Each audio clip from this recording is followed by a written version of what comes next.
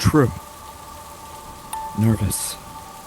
Very, very dreadfully nervous I had been and am, but why will you say that I'm mad?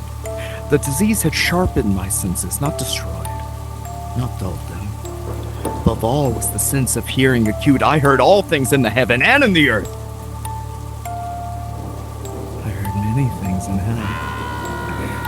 How then am I mad? Hearken and observe how healthily, how calmly I can tell you the whole story. It's impossible to say how first the idea entered my brain, but once conceived, it haunted me day and night. Object there was none, passion there was none. I loved the old man. He'd never wronged me. He'd never given me insult. For his gold I had no desire. I think it was his eye.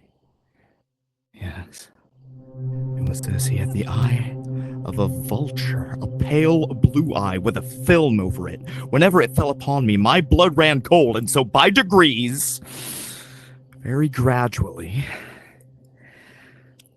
I made up my mind to take the life of the old man, and thus rid myself of the eye forever. Good morning, Sir Walter Baker. I trust you slept well. You know, your doctor wants you to get plenty of rest after that nasty cold you had last week.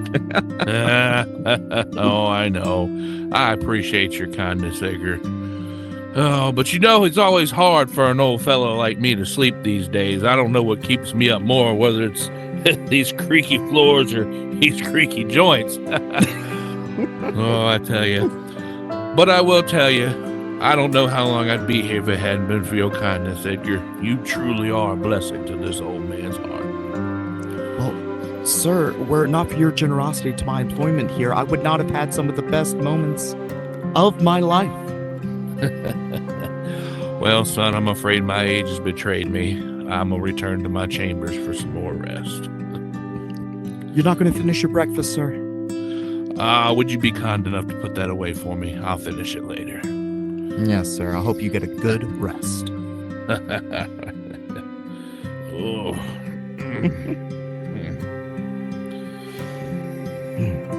Stairs in here, I'll tell you.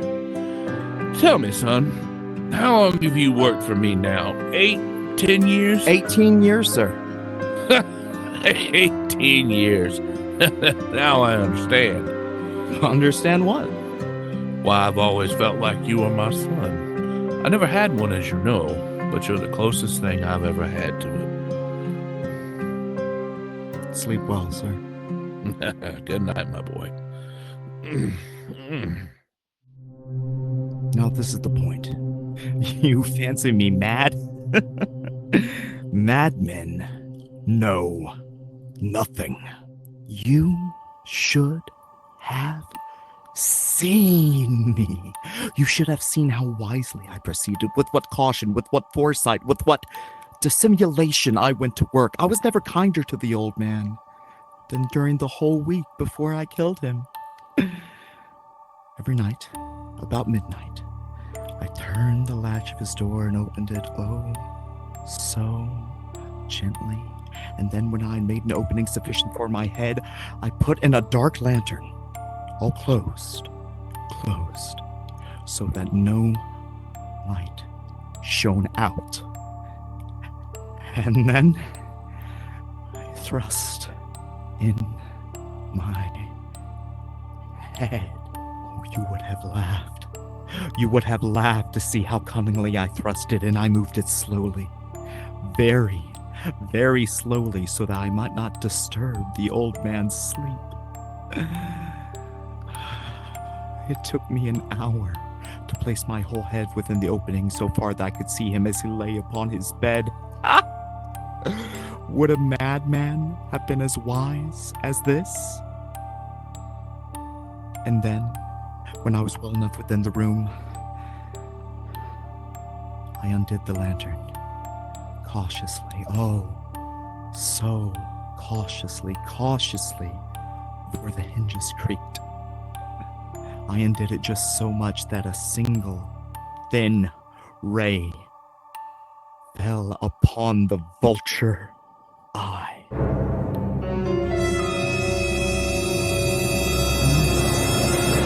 did.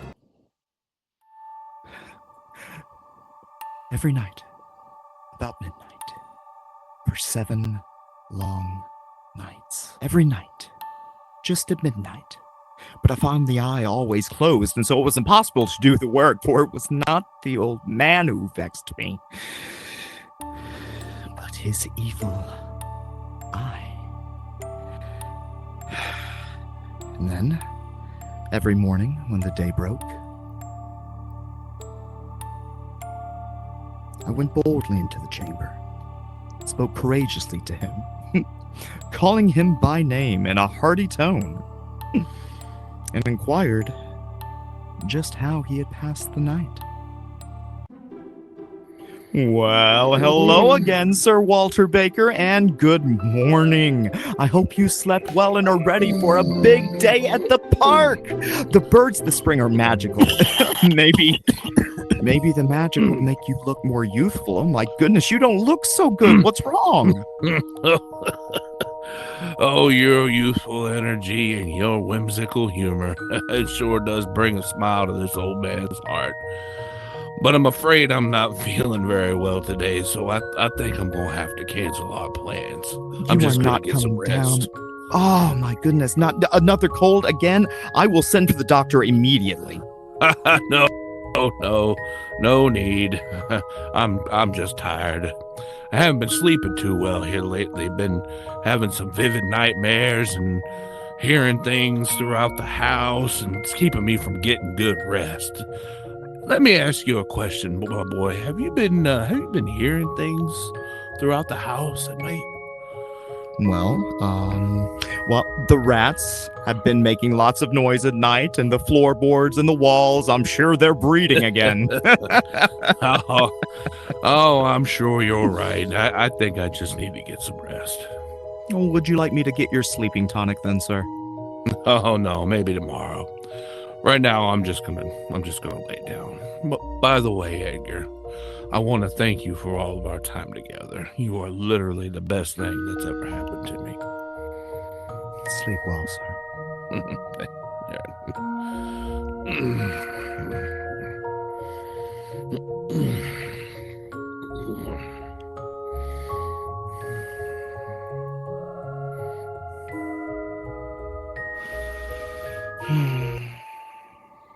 So you see, he would have been a very profound old man indeed to suspect that every night, just at 12, I looked in upon him as he slept. Upon the 8th night, I was more than usually cautious in opening the door. A watch's minute hand moved more quickly than did mine. Never before that night had I felt the extent of my own powers, of my sagacity. I could scarcely contain my feelings of triumph to think that there I was, opening the door little by little, and he not even to dream of my secret deeds or thoughts. I fairly chuckled at the idea, and perhaps he heard me, for he moved on the bed suddenly as if startled.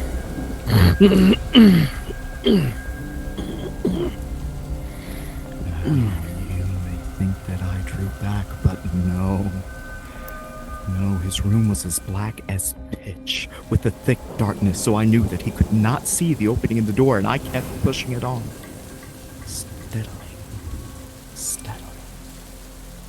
I had my head in, and was about to open the lantern.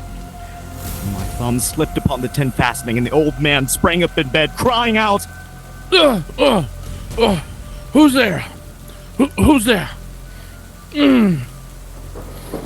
I kept quite still and said nothing.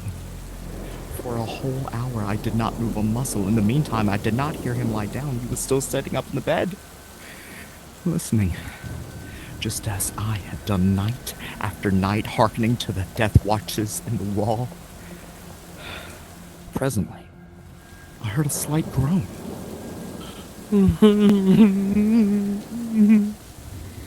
And I knew that was a groan of mortal terror.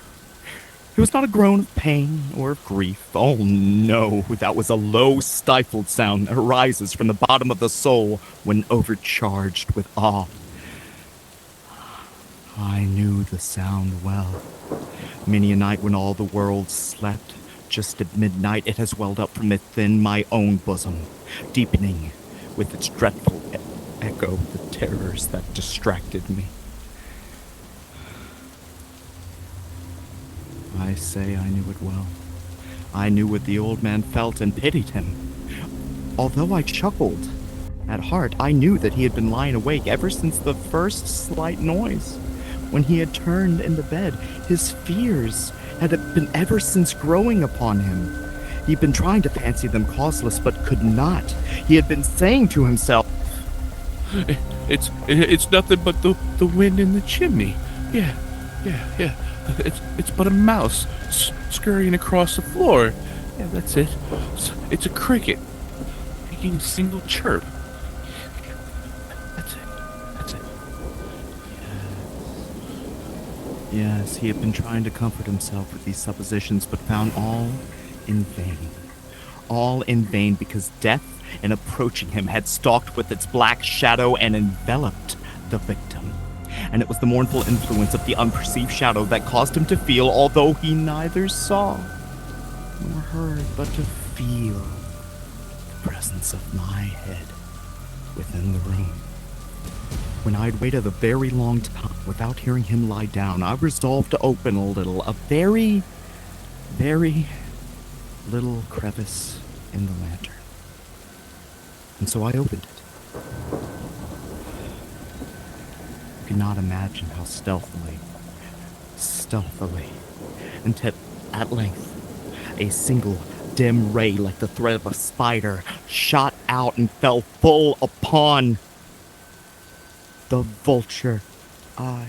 It was open. Wide open. And I grew furious as I gazed upon it, all a dull blue with a hideous veil that chilled the very marrow in my bones, but I could not see anything else of the old man's face or person, for I directed the ray as if by instinct precisely upon the damned spot. And have I not told you that what you mistake for madness is but over-acuteness of the sense? Now, I say, came to my ears a low, dull, quick sound, such as a watch makes. When enveloped in cotton, I knew the sound well, too. It was the beating of the old man's heart. It increased my fury. Like the beating of a drum stimulates the soldier into courage, but even yet I refrained. I refrained and kept quite still. I scarcely breathed. I held the lantern motionless. I tried how steadily I could maintain the ray upon the eye. But in the meantime, the hellish tattoo of the heart increased. It grew quicker and quicker and louder every instant. The old man's terror must have been extreme. It grew louder, I say, louder every moment. Do you mark me well? Have I told you that I am nervous, and so I am? And now at the dead hour of the night, amid the dreadful silence of that old house, so strange a noise as this excited me to uncontrollable terror. Yet for some minutes longer, I refrained and stood still, but the beating grew louder and louder. I thought the heart must burst, and now a new anxiety seized me. The sound would be heard by a neighbor.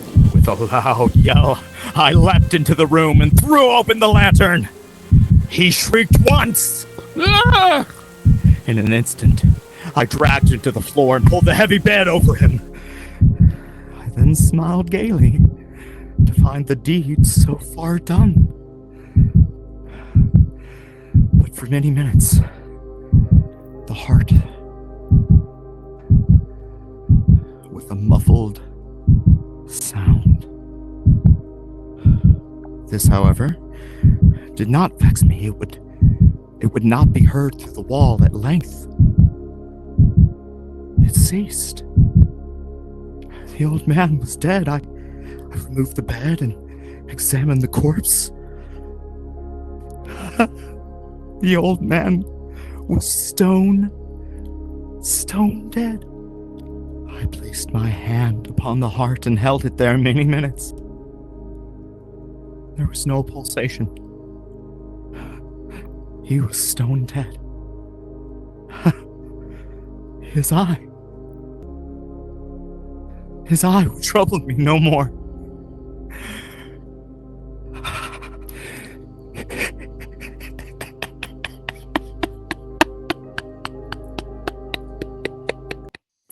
If still you think me mad, you will think so no longer when I describe to you the wise precautions I took for the concealment of the body. The night waned, but I worked hastily and in silence. First of all, I dismembered the corpse. I cut off the head, the arms, and the legs. I then took up three planks from the flooring of the chamber and deposited all between the scantlings. I then replaced the boards so cleverly, so cunningly, that no human eye, not even his, could have detected anything wrong. There was nothing to wash out, no stain of any kind, no blood spot whatever. I had been far too wary for that. A tub had caught all. Well, when I made an end of these labors, it was 4 o'clock. Still, dark as midnight.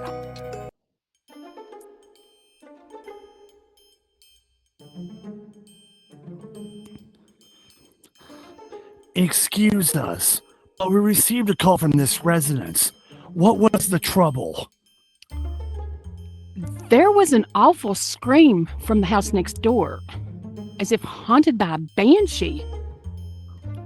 Does this happen often? No, not at all. Never have I heard such a sound coming from this place. It's the home of Sir Walter Baker. He's a kind old man who's lived here many years with his servant. An unusual scream from a place not known to disturb. That sounds awfully suspicious, don't you think? Very curious. One more question before we go. Yes? You said the old man had a servant. Can you tell us anything about them? Edgar? Oh, yes. I've seen him many times. He helps the old man day and night. Oftentimes I see him through the windows just walking the halls with the light that's lightly dimmed. Why would he have it lightly dimmed? I'm not sure. Thank you for answering our questions. Have a nice rest, and be assured we will find out what's going on here.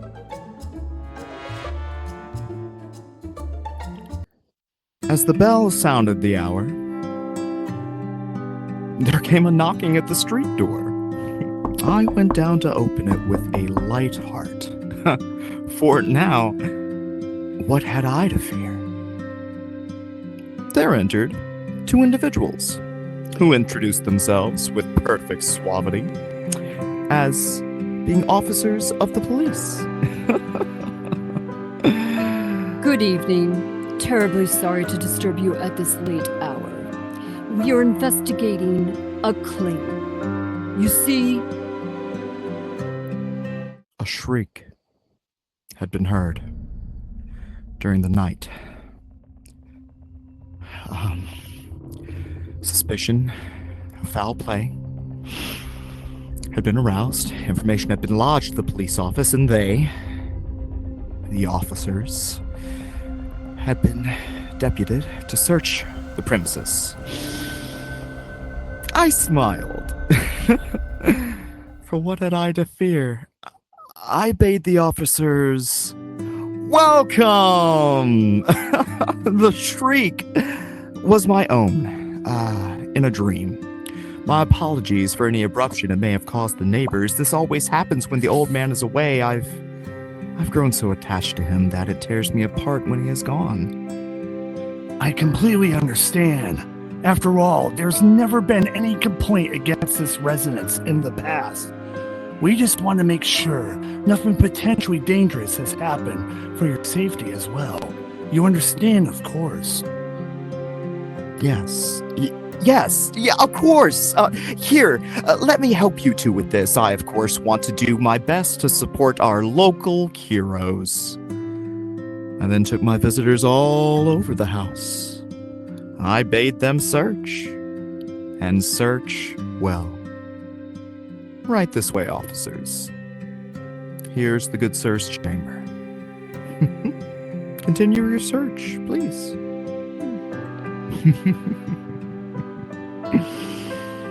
In the enthusiasm of my confidence, I brought chairs into the room and desired them here to rest from their fatigues, while I myself, in the wild audacity of my perfect triumph, placed my own seat upon the very spot beneath which reposed the corpse of the victim. The officers were satisfied. My manner had convinced them. I was singularly at ease.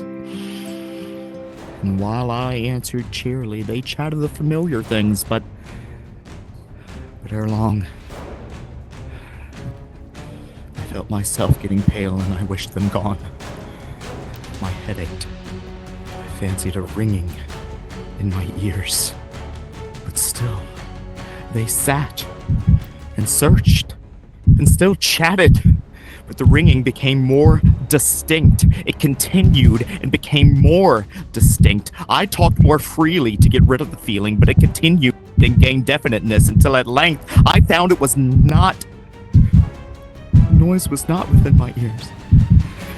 No doubt I grew very pale, but I talked more fluently and with a heightened voice, yet the sound increased. What could I do? It was a low, dull,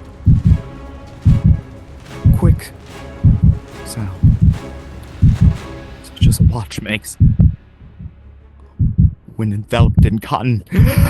I gasped for breath, and yet the officers heard it not. I talked more quickly, more vehemently, but the noise steadily increased. I arose and argued about trifles in a high key with violent gesticulations, but the noise steadily increased. Oh, why would they not be gone? I paced the floor to and fro with heavy strides, as if I was excited to fury by the observations of the men, but the noise steadily increased. Oh God, what could I do? I foamed, I raved, I swore, I swung the chair upon the ground on which I was sitting, but it grated upon the floorboards, and the noise arose over all, and continually it increased. It grew louder and louder and louder, and still the men chatted pleasantly and smiled. Was it possible they heard not? No, almighty God, no. They heard. They knew. They suspected. They were making a mockery of my horror. This I thought and this I think, but anything was better than this agony. Anything was better than this derision. I felt that I could bear their hypocritical smiles no longer. I felt that I must scream or die. Scream or die. Scream or die. And now, again, hark! Louder! Louder! Louder! Louder! Louder! Louder! Louder! Villains! Dissemble no more. I admit the deed. Tear up the planks. Here. Here! It is the beating of his hideous heart. I'm sorry.